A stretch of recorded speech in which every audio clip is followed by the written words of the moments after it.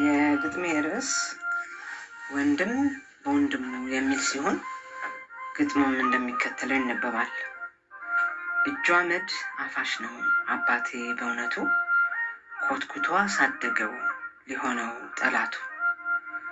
ደግሶና ድሮ ኋላም ቤቱን ሰጥቶ እስኪቋቋም ድረስ እርሱም ቤቱን ሰርቶ በችግሩ ሁሉ የግንባር ስጋ ሆኖ ለእርሱ ቆሞ ለእርሱ ባኖ በኑሮ ትዳሩ ጋሻ ተገንደራሽ አይጠብቅም ነበር ክፋቱን በጭራሽ። የወንድሙ ምላሽ በጣም ገራሚ ነው፣ ከአባቴም አልፎ የኛም ምቀኛ ነው። የአባቴ በህር ልጅ የመጀመሪያውን ጥሩ ዕድል አግኝቶ ትምህርት ቢቀናው ከዘመድ ወዳጁ መልካም ምኞት ሲጎርፍ ለእናቴ አበሰራት መጥፎ የሚያጸይፍ። ልጅሽ አይቀናውም አብዶልሽ ይመጣል፣ በዚህ እድሜው ሄዶ ሐሽሽን ይለምዳል ብሎ አሟረተበት ደብተራው አጎቴ። ሁሌ ታዝን ነበር ትዝ ሲላት እናቴ።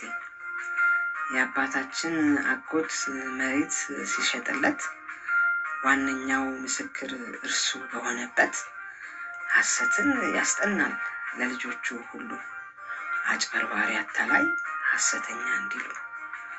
የእርሱ የሆነውን ወንድሙ እንደቀማው ከልጆቹ አልፎ ሰው ሁሉ እንዲሰማው ያቀዣብረዋል የምቀኛ ባዜ።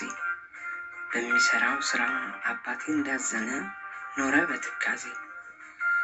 ሰነዱ ተቀምጧል ፊርማው ያረፈበት፣ በባዶ ሜዳ ነው ያተረፈው ትዝብት።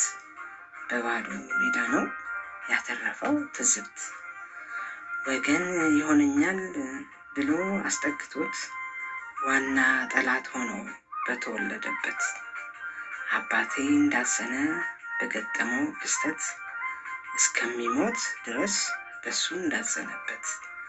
አባቴ እንዳዘነ በገጠመው ክስተት እስከሚሞት ድረስ በሱ እንዳዘነበት። እስከሚሞት ድረስ በሱ እንዳዘነበት።